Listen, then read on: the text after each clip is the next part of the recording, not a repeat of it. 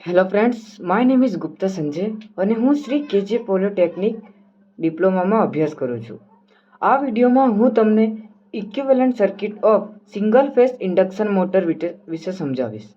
તો સૌ પ્રથમ, what is equivalent circuit of single phase induction motor? તો ઇક્વિવેલન્ટ સર્કિટથી મોટરના ઇલેક્ટ્રિકલ બિહેવિયરને રેઝિસ્ટન્સ કાં તો રિએક્ટન્સથી સમજાવવું, કાં તો ઇલેક્ટ્રિકલ બિહેવિયરને સિમ્પલ સર્કિટના ફોર્મમાં બતાવવું, જેથી એનાલિસિસ સરળતાથી થઈ શકે. ઓકે, તો જેમ આપણને ખબર જ છે કે ઇન્ડક્શન મોટરની બધી જ વસ્તુઓ ટ્રાન્સફોર્મરની જેવી જ હોય છે, પણ ટ્રાન્સફોર્મરમાં સેકન્ડરી ફિક્સ હોય છે, પણ આમાં રોટર, જેને સેકન્ડરી કહીએ, તે રોટેટિંગ હોય છે, જેથી ટ્રાન્સફોર્મરની અને ઇન્ડક્શન મોટરની ઇક્વિવેલન્ટ સર્કિટ ઓલમોસ્ટ સેમ આવે છે. અહીંથી વોલ્ટેજ સપ્લાય V આપતા R1 અને પછી પેરામીટર L1. R1 ને આપણે કહીશું X1, ને આપણે કહીશું લીકેજ રિએક્ટર, ને આને આપણે કહીશું R1, આને આપણે કહીશું સ્ટેટર વાઇન્ડિંગ રેસિસ્ટન્સ. આની પછી બે પાથ જોડીશું. બે પાથ અહીંયા આવશે આપણું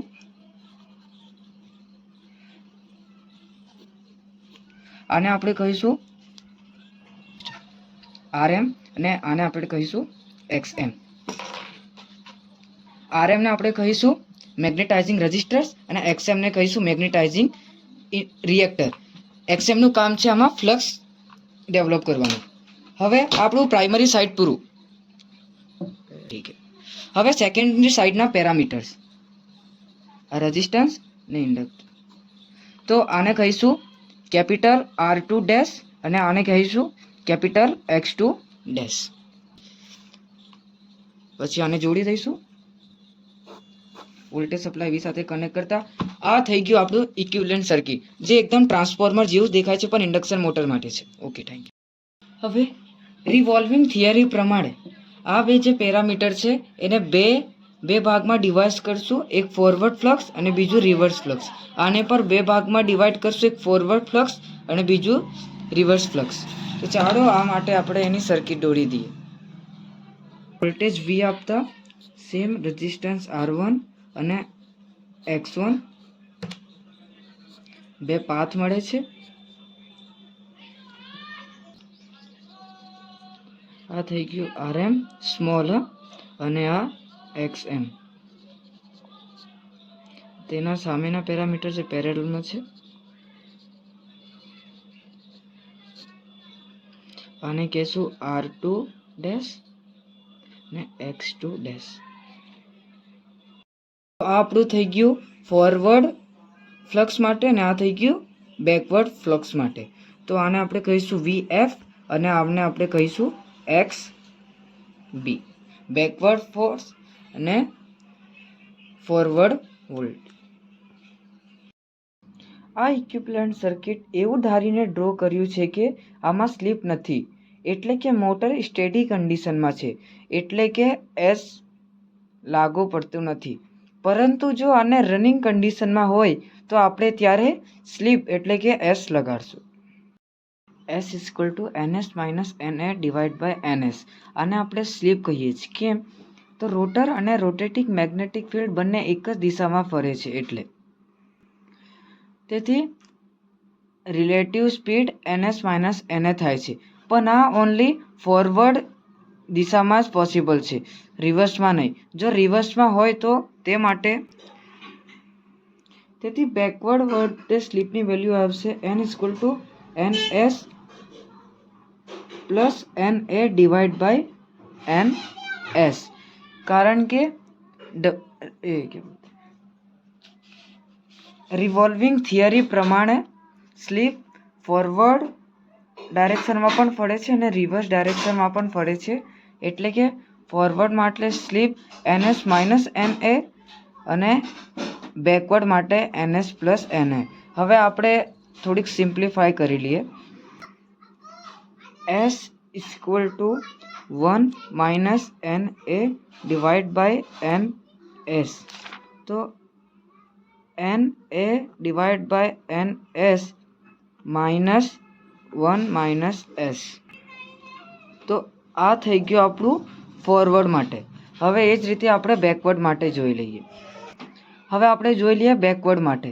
તો SB equal to 1 + NA divide by NS. તો SB equal to 1 + 1 -N. 1 + 1 equal to 2 -S. તો SB ઇક્વલ ટુ 2 -S. એટલે કે બેકવર્ડ સ્લીપ માટે સ્લીપની વેલ્યુ થશે 2 - S અને ફોરવર્ડ માટે થશે 1 - S. ઓકે, એટલે આપણને જ્યારે પણ ઇક્વિવેલન્ટ સર્કિટ પૂછાય ત્યારે આપણે ટોટલ 4 પાર્ટમાં ડિવાઈડ કરીશું. સૌપ્રથમ પહેલું, જેમાં આપણે ડબલ ફિલ્ડ રિવોલ્વિંગ થિયરીને કન્સિડર કરતા નથી. અને બીજો પાર્ટ, જેમાં આપણે ડબલ ફિલ્ડ રિવોલ્વિંગ થિયરીને કન્સિડર કરીએ છીએ અને આને નાના નાના ભાગમાં વેચી દઈએ છીએ, જેથી ફોરવર્ડ વોલ્ટેજ અને બેકવર્ડ વોલ્ટેજ મળી શકે અને આની કિંમત અડધી થઈ જાય, જેથી સરળતાથી ઇક્વિવેલન્ટ સર્કિટને એનાલિસિસ કરી શકીએ. આ જે આપણને એટલે કે આ બધાની કિંમત અડધી થઈ જશે. હવે આપણે ત્રીજી ફિગર ડ્રો કરીશું, કારણ કે આ તો સ્ટેડી કન્ડિશન છે. સ્ટેડી કન્ડિશન એટલે NAની વેલ્યુ ઇક્વલ ટુ 0 અને સ્લીપની વેલ્યુ ઇક્વલ ટુ 1. એટલે કે હવે આપણે ત્રીજા પાર્ટમાં રનિંગ કન્ડિશન ડ્રો કરીશું, જેમાં આપણે સ્લીપને કન્સિડર કરીશું. તો હવે આપણે ત્રીજો પાર્ટ જોઈ લઈએ, જેમાં આપણે રનિંગ કન્ડિશન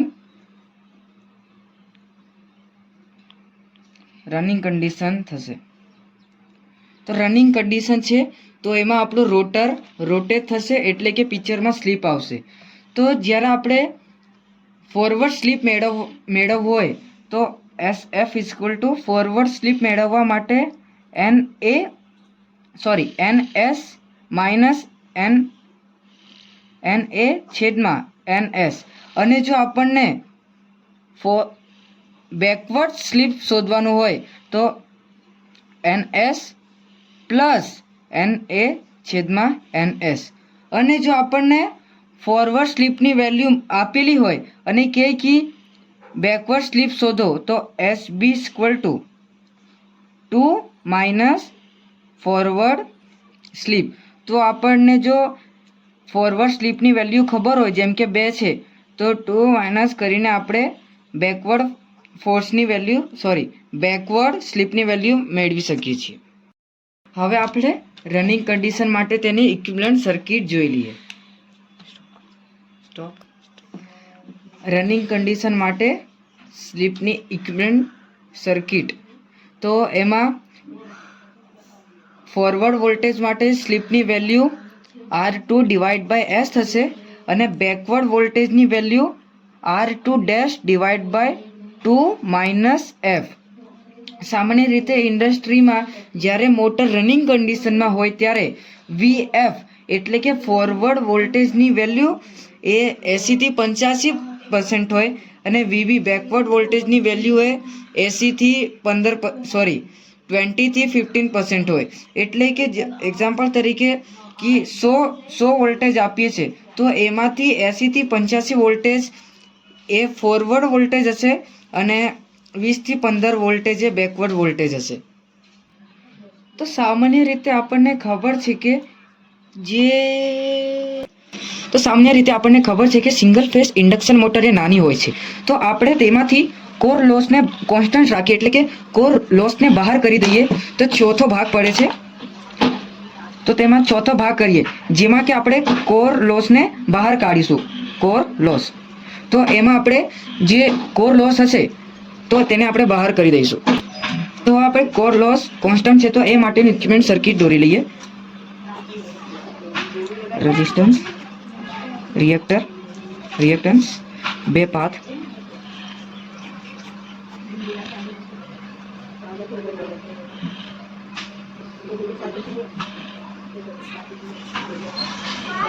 એ જ રીતે બીજો ભાગ પણ.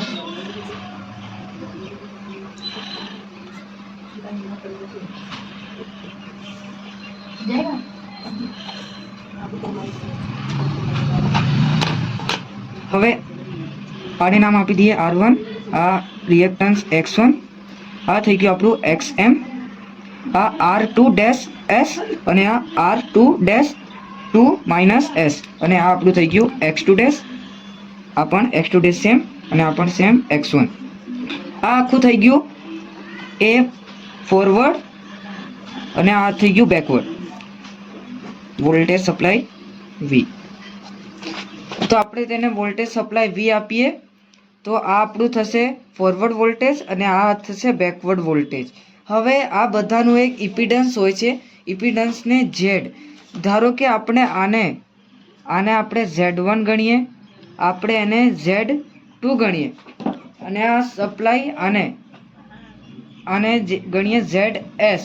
તો ZS = Z1 + Z2 + ZS. હવે જો આપણને કરંટની વેલ્યુ શોધવાની છે તો I = V/ZS. હવે આપણે આને ગણીએ છીએ Z1. તો આપણે Z1 ની વેલ્યુ શોધવાની છે. તો આપણે જેમ કે પહેલાં આગળ ભણી ગયા હતા તો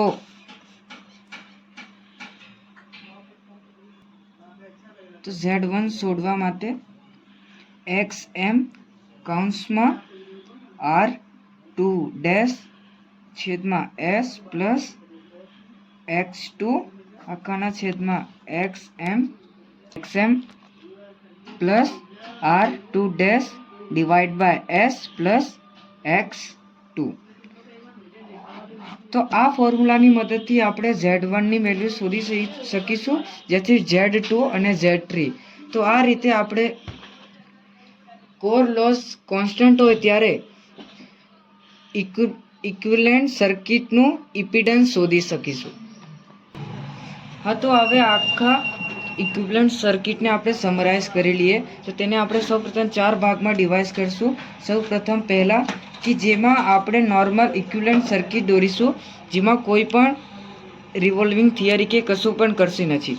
પછી બીજા ભાગમાં આપણે રિવોલ્વિંગ થિયરી કરીશું, જેમને આપણે 2 ભાગમાં ડિવાઈડ કરીશું, ફોરવર્ડ વોલ્ટેજ અને બેકવર્ડ વોલ્ટેજ. પછી આપણે ત્રીજા ભાગમાં ડિવાઈડ કરીશું, જેમાં ઇક્વિવેલન્ટ સર્કિટને રનિંગ કન્ડિશનમાં નાખીશું, જેથી આપણને